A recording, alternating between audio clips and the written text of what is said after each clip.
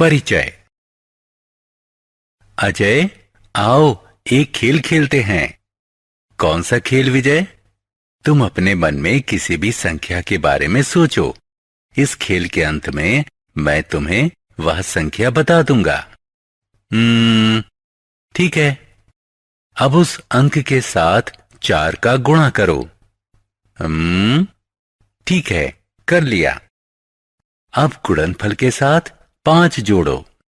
ठीक है, कर लिया। अब बताओ क्या परिणाम मिला?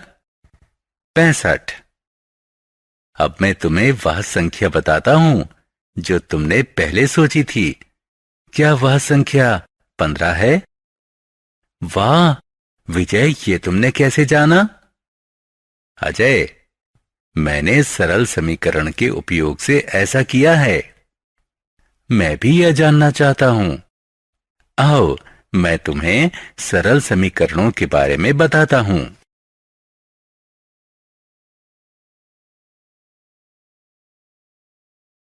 उद्देश्य।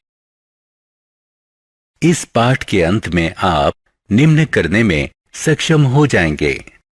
एक समीकरण को बनाना, समीकरण की अवधारणा को समझना, किसी कथन को समीकरण में और किसी समीकरण को कथन में परिवर्तित करना, समीकरण को हल करना, स्थानापन्न को समझना, सरल समीकरण से संबंधित समस्याओं का समाधान करना।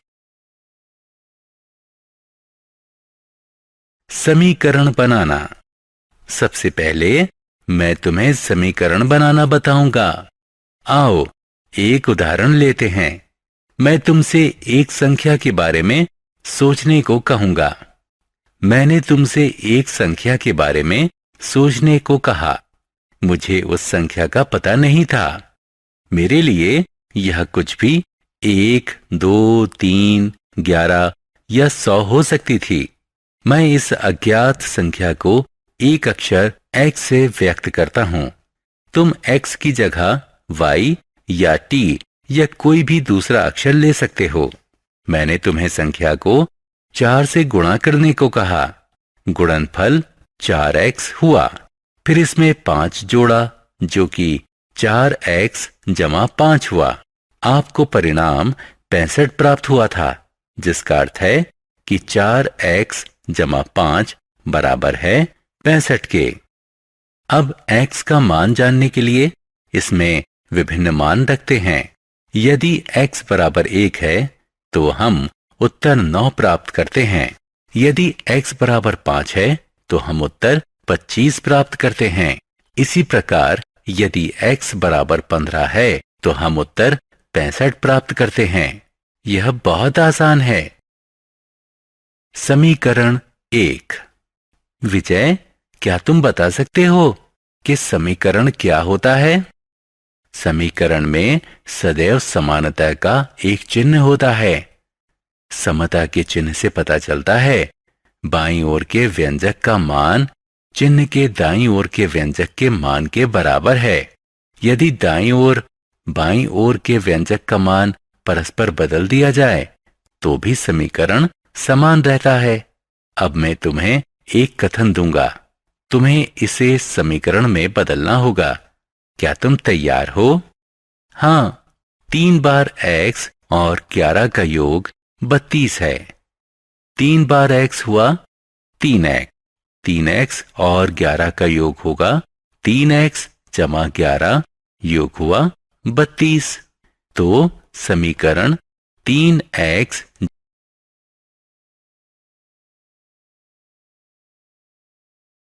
समीकरण 2।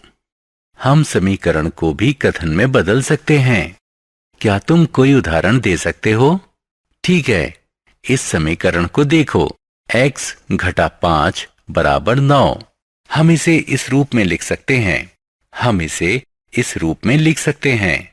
x से 5 निकालने से 9 बचता है और हम लिख सकते हैं 5p बराबर 20। एक संख्या p को 5 से गुणा करने पर 20 प्राप्त होता है। यह सही है।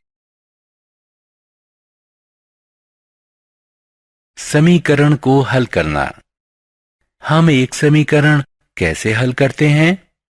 एक संतुलित समीकरण अपने दोनों पलड़ों पर बराबर वजन रखे एक तराजू की तरह है।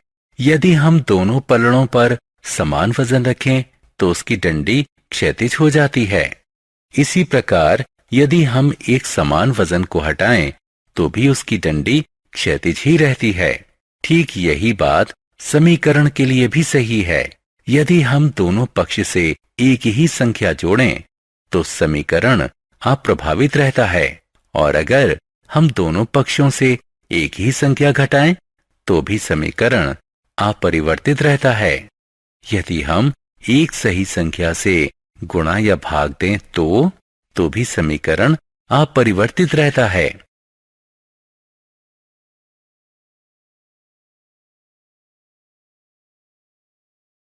उदाहरण, आओ एक समीकरण लेते हैं।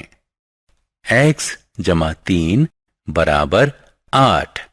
इस समीकरण के दोनों पक्षों से हम 3 घटाएंगे। नया बायां पक्ष है x जमा 3 घटा 3 बराबर x, और नया दायां पक्ष है 8 घटा 3 बराबर 5। इस प्रकार हम x बराबर 5 प्राप्त करते हैं। लेकिन हमें 3 क्यों घटाना चाहिए? कोई दूसरी संख्या क्यों नहीं? क्योंकि 3 घटाने से दायां पक्ष x के बराबर हो गया। क्या तुम्हें यकीन है कि यह संख्या सही है? हम x की जगह में उत्तर रखकर इसकी जांच कर सकते हैं। यदि दायां पक्ष बाएं पक्ष के बराबर है तो जवाब सही है। हम देख सकते हैं कि यहां बायां पक्ष दाएं पक्ष के बराबर है, इसलिए हमारा जवाब सही है।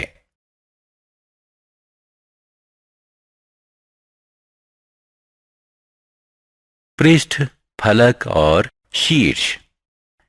अब इस समीकरण को लें। 5y बराबर 35। सिर्फ y पाने के लिए हम दोनों पक्षों में 5 से भाग देंगे। अतः बायां पक्ष y के बराबर है और दायां पक्ष 7 के बराबर है। अतः हमें उत्तर के रूप में 7 प्राप्त हुआ। उदाहरण, अजय, क्या तुम इस समीकरण को हल कर सकते हो? हाँ, बाएं हाथ में p प्राप्त करने के लिए हम दोनों पक्षों में 5 जोड़ देंगे। हम पाते हैं कि 12p बराबर है 30 के। अब 12 से दोनों पक्षों को विभाजित करते हैं। उत्तर मिला p बराबर 5/2। बहुत अच्छा। क्या तुम जानते हो कि हम इन प्रश्नों को स्थानापन्न से भी हल कर सकते हैं? स्थानापन्न क्या है? आओ मैं तुम्हें समझाऊंगा।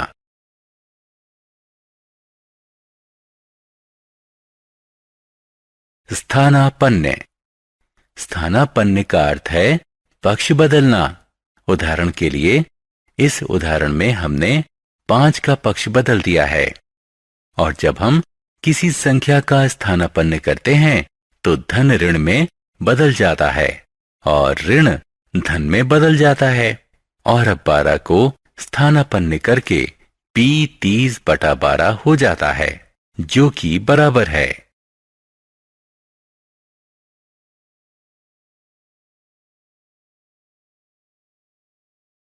वास्तविक जीवन से उदाहरण।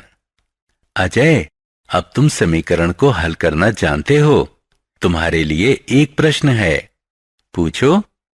राजू के पिता की उम्र राजू की उम्र के 3 गुना से 5 साल ज्यादा है। राजू के पिता की उम्र 44 साल है, तो राजू की उम्र पता लगाओ। हमें राजू की उम्र पता करनी है, तो हम उसकी उम्र x मान लेते हैं। अब राजू की उम्र के 3 गुना से 5 ज्यादा 3x जमा 5, जो 44 के बराबर है। अब हम इस समीकरण को हल करेंगे। 5 को दाएं तरफ स्थानापन्न करने पर हमने प्राप्त किया 3x बराबर 39 के। 3 को दाएं तरफ स्थानापन्न करने से हमने पाया कि x बराबर है 13 के, इसलिए राजू की उम्र 13 साल है।